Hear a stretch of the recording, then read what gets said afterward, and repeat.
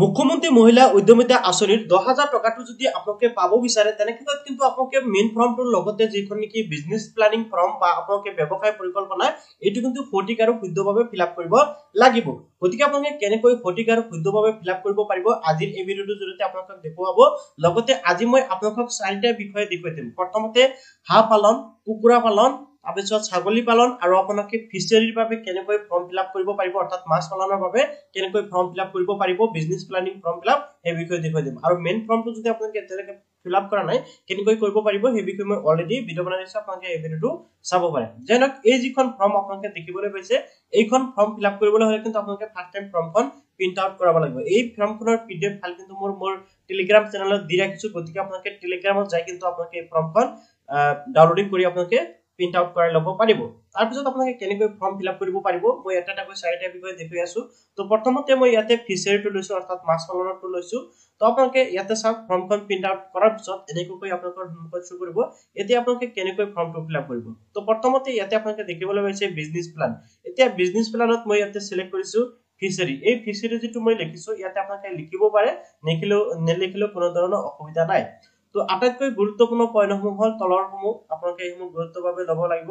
Name of da এন্টাৰপ্ৰাইজাৰ এছএসসি member, অৰ্থাৎ self help গ্ৰুপৰ মেম্বাৰজনীৰ নাম কি, আপোনালোকে যোনজন মহিলাৰ বাবে এপ্লাই কৰিছে সেইজন মহিলাৰ নাম কিন্তু আপোনালোকে এই বাকচত দিব লাগিব। ওকে, ইয়াৰ পিছত ইয়াতে চাওক সেলফ হেল্প গ্ৰুপ যেটো নেকি এমআইএস কোড, সেই কোডটো আপোনালোকে ইয়াতে দিব লাগিব।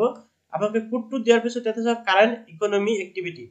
যদি আপোনালোকে আগৰ পৰাই ফিচাৰী কৰি আছে বা আগৰ পৰাই কোনো ধৰণৰ কাম কৰি আছে বা কোনো ধৰণৰ আপোনালোকে ধৰক ছাগলী পালন কৰি আছে বা আপুনি গাহৰি পালন কৰি আছে বা হাঁহ পালন কৰি আছে আপোনালোকে হেতু কিন্তু ইয়াতে উল্লেখ কৰিব লাগিব। আৰু যদি কৰা নাই তেনে ক্ষেত্ৰত আপোনালোকে ইয়াতে উল্লেখ কৰিব নালাগে। ঠিক আছে, তাৰ পিছত ইয়াতে খুদাইছে কাৰেন্ট ইনকাম, বৰ্তমান আপোনালোকৰ কিমান ইনকাম। যদি আপোনালোকে ধৰক আগৰ পৰাই ছাগলী বা হাঁহ বা আপোনালোকে ফিচাৰী আগৰ পৰাই কৰি আছে তেনে ক্ষেত্ৰত আপোনালোকৰ বৰ্তমান ইনকাম কিমান হৈ আছে সেইটো আপোনালোকে এই বাকচত দিব। আৰু যদি ইনকাম নাই আপুনি যদি একো নকৰে আপোনালোকে এই দুটা বাকচ, এই দুটা বাকচ কিন্তু আপোনালোকে মানে কি কৰিব পাৰিব, ব্লাঙ্ক ৰাখিব পাৰিব। এতিয়া আহি গৈছো ইয়াতে চাওক name of the business which being planned to start and expanded. তো ইয়াতে চাওক আপুনি যদি নতুনকৈ ব্যৱসায়টো আৰম্ভ কৰিব বিচাৰিছে, যেটো নতুনকৈ আৰম্ভ কৰিব সেই ব্যৱসায়টো বা আপুনি যদি আগৰ পৰাই ব্যৱসায় কৰি আছে সেই ব্যৱসায়টো মানে আৰু ডাঙৰ কৰিব বিচাৰিছে বা বহলাব বিচাৰিছে তেনে ক্ষেত্ৰত সেইটো ইয়াতে লিখিব লাগিব। অৰ্থাৎ আপোনালোকৰ ব্যৱসায়টোৰ নাম বা আপোনালোকৰ যেটো কাম আপুনি হেতুৰ নাম ইয়াতে লিখিব লাগিব। আপুনি কি কৰিব সেইটো আপোনালোকে ইয়াতে লিখিব লাগিব। লিখাৰ পিছত টাইপ অফ দা বিজনেছ, আপোনাৰ বিজনেছটো কেনেকুৱা ধৰণৰ, ইয়াতে চাওক প্ৰডাকশন, সাৰ্ভিস এন্ড ট্ৰেডিং। তো ইয়াতে চাওক ইয়াতে এই যেটো মই বাছি লৈছো যেটো নেকি ফিচাৰী বা আপোনাৰ হাঁহ পালন, কুকুৰা পালন বা গাহৰি পালন এইসমূহ কিন্তু আপোনাৰ প্ৰডাকশনৰ ভিতৰত পৰে। গতিকে আপোনালোকে প্ৰডাকশনটো সিলেক্ট কৰি দিব। আৰু সাৰ্ভিসসমূহ যেনেকুৱা দোকান কৰে এইসমূহ সাৰ্ভিস হ'ব। তাৰ পিছত টেইলৰিং এইসমূহ আপোনাৰ সাৰ্ভিসত হ'ব। ঠিক আছে, সৰি দোকানটো কিন্তু আপোনাৰ ট্ৰেডিংত হ'ব, দোকানটো আপোনাৰ বেচাকিনিটো আপোনাৰ ট্ৰেডিংত হ'ব। ঠিক আছে, তো এতিয়া ফিচাৰীৰ ক্ষেত্ৰত আপোনালোকে প্ৰডাকশন সিলেক্ট কৰিব লাগিব। ইয়াতে চাওক ইনভেষ্টমেন্ট প্লান, তো আপোনালোকে ইনভেষ্টমেন্ট প্লানটো অলপ ভালদৰে আপোনালোকে কৰিব লাগিব। তো ইয়াতে চাওক area of the cultivation in bigha, অৰ্থাৎ আপোনাৰ পুখুৰীটো কিমান বিঘাৰ আছে যদি ফিচাৰীৰ ক্ষেত্ৰত। তো মই ইয়াতে 2 বিঘা সিলেক্ট কৰি দিছো, 2 বিঘা বা 1 বিঘা আপোনাৰ যিমান আছে সেইটো লিখিব। এতিয়া নেম অফ দা ৰ মেটেৰিয়েল, অৰ্থাৎ আপোনালোকে কি কি বস্তু ইয়াতে ব্যৱহাৰ কৰিব লাগিব। পুখুৰী যদি আপোনালোকে মাছ পালন কৰে তেনে ক্ষেত্ৰত আপোনালোকে কি কি বস্তুৰ প্ৰয়োজন হ'ব সেইসমূহ আপোনালোকে দিব লাগিব।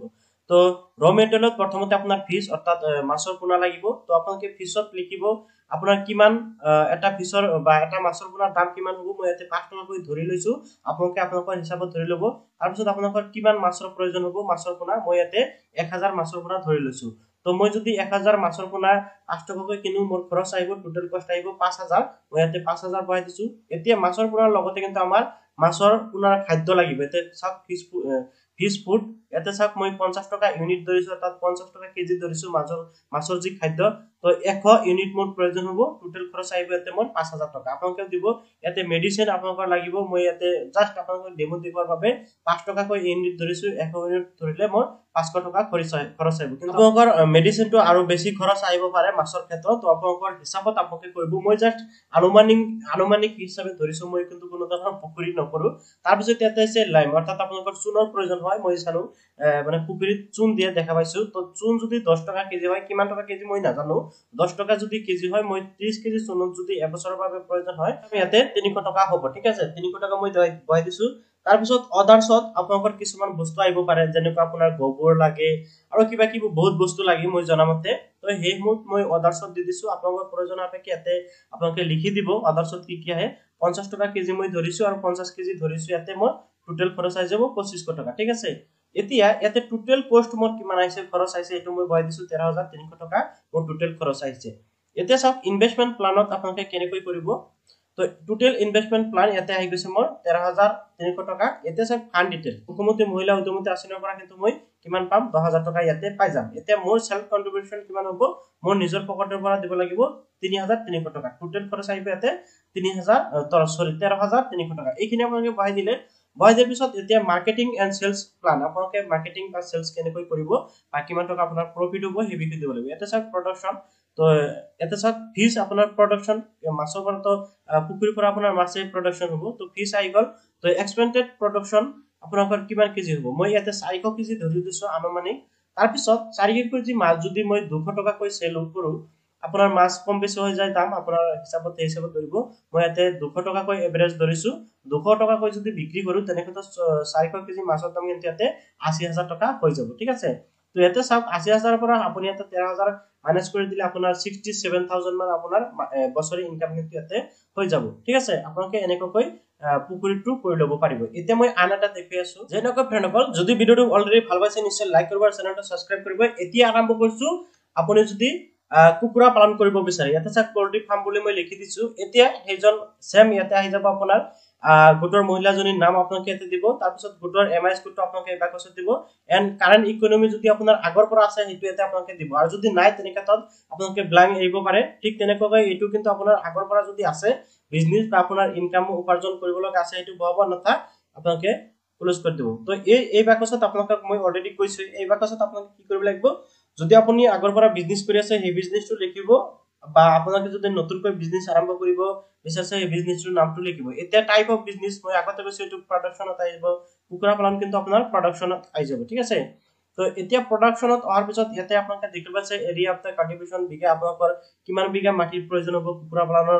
বাবে তো তাৰ পিছত ইয়াতে আপোনালোকে 1 বিঘা মই দি দিছো আপোনালোকে যিমান লাগে দিব তাৰ পিছত নেম অফ দা ৰ মেটেৰিয়েল সমূহ আপোনালোকে দিব লাগিব এটা সব চিকেন অৰ্থাৎ কুকুৰাৰ পোৱালি কিন্তু প্ৰয়োজন হ'ব এটা কুকুৰাৰ পোৱালিৰ দাম ইয়াতে মই 60 টকা কৈ ধৰিছো যদি মই 60 টকা কৈ কুকুৰা পোৱালি ধৰক মোৰ 1টা কুকুৰা পোৱালিৰ প্ৰয়োজন আছে তেনেকৈ মোৰ ইয়াতে খৰচ আহি যাব কিমান 6000 টকা ঠিক আছে 6000 টকা এতিয়া চাওক ইয়াতে ফিড অৰ্থাৎ মই খাদ্য ধৰিছো খাদ্য ধৰিলো যদি ধৰক মই 40 টকা 1 কেজি খাদ্য দাম ধৰিলো কুকুৰাৰ খাদ্য 200 কেজি দাম আহি যাব ইয়াতে 8000 টকা ঠিক আছে তাৰপিছত মই মেডিচিন ধৰিছো 5 টকা কৈ ইয়াতে 100 ইউনিট ধৰিলে 5 টকা ইউনিট হলে আপোনাৰ খৰচ আহি যাব 500 টকা তাৰ পিছত ইয়াতে সব ডিপ্লিটাৰটো আপোনালোকৰ প্ৰয়োজন হ'ব পাৰে নহব পাৰে মই জাস্ট ইয়াতে আপোনালোকৰ বুজোৱাৰ বাবে দি দিছো 500 টকা কৈ ইউনিট ধৰিলে 5 ইউনিট 3 ইউনিটৰ দাম 1500 টকা এনেকৈ দি দিছো তাৰ পিছত ইয়াতে সব ইলেক্ট্ৰিচিটি বা অন্য কিছুমান খৰচৰ কথা আছে যে মই আপোনালোকে ইয়াতে দিব লাগিব 6 টকা কৈ ইউনিট ধৰিছো 1 ইউনিট তাৰ পিছত ইয়াতে 600 টকা আহি যাব টোটাল খৰচ মোৰ ইয়াতে যাইব টোটাল খৰচ 16600 টকা ইয়াতে আহি গৈছে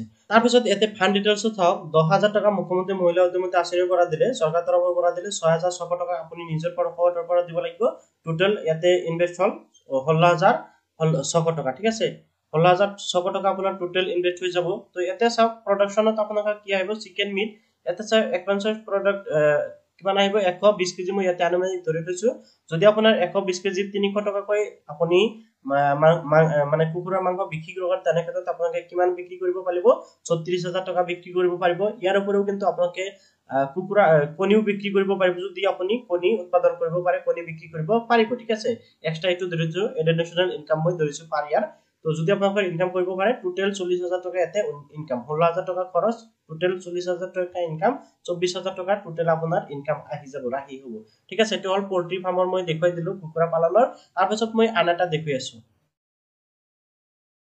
এতিয়া চাই লওক হাঁহ পালনৰ ক্ষেত্ৰত ঠিক সেম আপোনালোকৰ ইয়াতে কি কৰিব লাগিব মহিলা গৰাকী কি আপোনালোকে বিজনেস প্লান কৰিব এটো আপোনালোকে লিখি দিব তাৰপিছত ইয়াতে চাওক মহিলাগৰাকীৰ নাম, ইয়াতে আপোনালোকৰ ভোটৰ কোড, তাৰপিছত ইয়াতে কি ফাৰ্মাৰ যদি আপোনালোকে কাৰেণ্ট ইকনমি কোনো ধৰণৰ কাম যদি আপোনালোকে কৰি আছে সেইটো আপোনালোকে উল্লেখ কৰিব, আৰু কাৰেণ্ট এনুৱেল ইনকাম যদি আগৰ পৰা কোনো ধৰণৰ ইনকাম আছে এইটো এই বাকচত উল্লেখ কৰিব। তাৰপিছত আপোনালোকে যেটো ব্যৱসায় কৰিব বিচাৰিছে বা নতুনকৈ আৰম্ভ কৰিব বিচাৰিছে বা আগৰ পৰা যদি কৰি আছে এটো যদি বঢ়াব বিচাৰিছে বা প্ৰসাৰ কৰিব বিচাৰিছে এটা আপোনালোকে হেতু ইয়াতে উল্লেখ কৰিব লাগিব, ঠিক আছে, আপোনালোকে হেতু উল্লেখ কৰি দিব।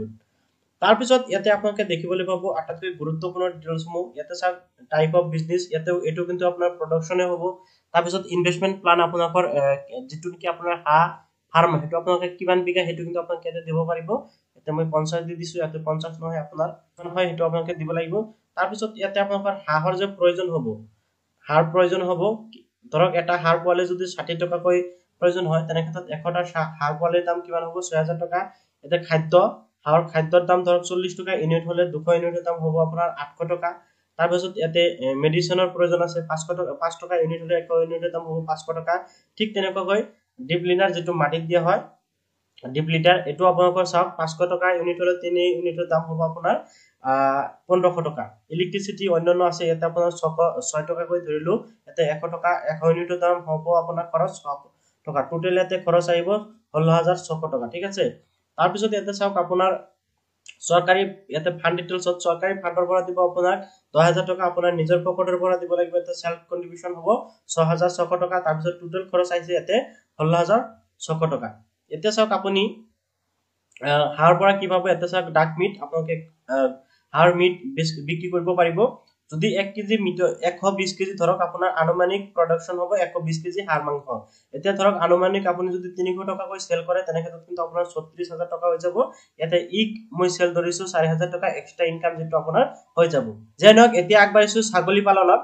তো ফ্ৰেণ্ডসকল মই একদম কম সময়ৰ ভিতৰতে কিন্তু আপোনালোকক দেখুৱাই আছো, আৰু আপোনালোকে কি কৰিব পাৰিব এই যে মই ফ্ৰমসমূহ মই অলৰেডি মোৰ কি কৰিছো টেলিগ্ৰামত ডাইৰেক্ট দিছো, আপোনালোকে তাৰ পৰা কিন্তু চাই লৈ আপোনালোকে নিজে অতি সহজতে কৰিব পাৰিব। যেনক এটা চাক গড ফাৰ্মিং আপোনালোকে ইয়াতে লিখি দিব, ইয়াতে মহিলাগৰাকীৰ নাম, ইয়াতে আপোনালোকৰ ভোটৰ নাম, তাৰপিছত ইয়াতে আপোনাৰ ইকোনমি ষ্টেটাসটো নাম দিব লাগিব যদি আগৰ পৰা বিজনেস কৰি আছে, সেম প্ৰসেসসমূহ সেম, ইয়াতে আপোনাৰ আগৰ ইনকাম যদি আছে সেইটো দিব। লগতে আপুনি যদি আগৰ পৰা কোনো ধৰণৰ ব্যৱসায় কৰিছে সেই ব্যৱসায়টোৰ নাম বা লিখিব, বা আপুনি যদি নতুনকৈ আৰম্ভ কৰিছে সেইটো নাম ইয়াতে দিব লাগিব। মানে আপুনি ব্যৱসায়টো যদি আগৰ পৰা কৰি আছে সেই ব্যৱসায়টো যদি বঢ়াব খুজিছে সেই ব্যৱসায়ৰ নামটো ইয়াতে দিব লাগিব, ঠিক আছে। এতিয়া চাওক মই যদি ছাগলী পালনৰ ক্ষেত্ৰত চাব বিচাৰো টাইপ অফ দা বিজনেস আপোনাক কি হ'ব প্ৰডাকশন হ'ব, ছাগলী পালনটো আপোনাৰ প্ৰডাকশন হ'ব। ইনভেষ্টমেন্ট প্লানত ইয়াতে চাওক আপুনি যদি ছাগল পালন কৰিব বিচাৰে মাটিৰ প্ৰয়োজন হ'ব, 1 বিঘা মাটিৰ প্ৰয়োজন মই ইয়াতে দি দিছো। এটা চাওক আপোনাৰ ছাগলীৰ পোৱালিৰ প্ৰয়োজন হ'ব গড কিডস, তো এটা ছাগলী পোৱালি মই 1500 টকা ধৰিছো, 5টা ছাগলী পোৱালিৰ প্ৰয়োজন হলে 7500 টকা। ইয়াতে চাওক ফুড লাগিব, ছাগলীৰ খাদ্য লাগিব 50 টকা কেজি মই ধৰিছো, ইউনিট ধৰিছো 100 কেজি দাম আপোনাৰ 5000 টকা। মেডিচিনৰ প্ৰয়োজন আছে 100 টকাকৈ ইউনিট ধৰিছো, 5 ইউনিটৰ দাম খৰচ আহিব 500 টকা। মেডিকেল সাপোৰ্ট ইয়াতে 200 টকা ইউনিট ধৰিছো, 4 ইউনিটৰ খৰচ আহিব 800 টকা। তাৰপিছত অদাৰ্ছত মই 10 টকা কেজি 50 টকা ধৰিছো, মানে 10 টকা ইউনিট, টোটাল খৰচ আহি যাব 500 টকা, ঠিক আছে। ইয়াতে চাওক টোটাল খৰচ কিন্তু আহি গৈছে, ইয়াতে টোটাল কষ্ট আহি গৈছে 14300 টকা। এতিয়া ফান্ড ডিটেইলছত আপোনালোকে চাওক ইয়াতে মুখ্যমন্ত্ৰী মহিলা উদ্যমিতাৰ পৰা আপোনাক 10000 টকা দিব, যেটো আপুনি চৰকাৰৰ তৰফৰ পৰা পাব, আৰু আপুনি নিজৰ পকেটৰ পৰা খৰচ কৰিব লাগিব সেলফ কন্ট্ৰিবিউশন 4000। টোটাল খৰচ আহিব ইয়াতে আপোনাৰ 14300 টকা, ঠিক আছে। এইখিনি গল আপোনাৰ বিষয়। তো এতিয়া চাওক আপোনাৰ মাৰ্কেট এন্ড সেলস প্লান আপোনালোকে কেনেকৈ প্লান কৰিব। প্ৰডাকশন আপোনাৰ কি হ'ব গট মিট, আপুনি ডাইৰেক্ট ছাগলী বিক্ৰী কৰিব পাৰিব, হিচাপত লিখিব লাগিব। উৎপাদন হ'ব পাৰে ধৰক ইয়াতে মই 40 কেজি ধৰিছো মাংস গট মিট, তো 700 টকাকৈ যদি এভাৰেজ সেল কৰা যায় তেনে ক্ষেত্ৰত 28000 টকা হ'ব। তো আপোনালোকে এনেকৈ এইখিনি লিখি দিব। তাৰপিছত এডিশনাল ইনকাম যদি আপোনাৰ আছে এটো ইয়াতে লিখিব দিব, আৰু যদি নাই নিলিখিব লাগিব। যোনজন মহিলাৰ বাবে আপোনালোকে ফৰ্মটো ফিল আপ কৰিছে এজন মহিলা কিন্তু এই বাকচত ফৰ্মত কি কৰিব লাগিব সিগনেচাৰ কৰিব লাগিব, আৰু প্ৰত্যেকটো ফৰ্মত কিন্তু মই ইয়াতে এই সিগনেচাৰ কথা উল্লেখ কৰা নাই, একদম শেষত আপোনালোকক জনাই দিলো। আশা কৰিছো নিশ্চয় বুজি পাইছে। বাকি কামখিনি আপোনাৰ হৈ যাব, আৰু অতি সহজতে মই আপোনালোকক দেখুৱাই দিছো। আৰু আপোনালোকে টেলিগ্ৰামত কিন্তু আপোনালোকে ফৰ্মসমূহ আপোনালোকে পাই যাব, তাৰ পৰা কিন্তু আপোনালোকে অতি সহজতে চাই ফৰ্মটো ফিল আপ কৰিব পাৰিব বুলি মই আশা কৰো। তো ভিডিওটো ভাল পালে নিশ্চয় লাইক কৰিব আৰু চেনেলটো সাবস্ক্ৰাইব কৰিবলৈ পাহৰি নাযাব। ইয়াৰ বাহিৰতো যদি আপোনালোকে কিবা জানিবলৈ আছে নিশ্চয় কমেন্টত জনাব পাৰে।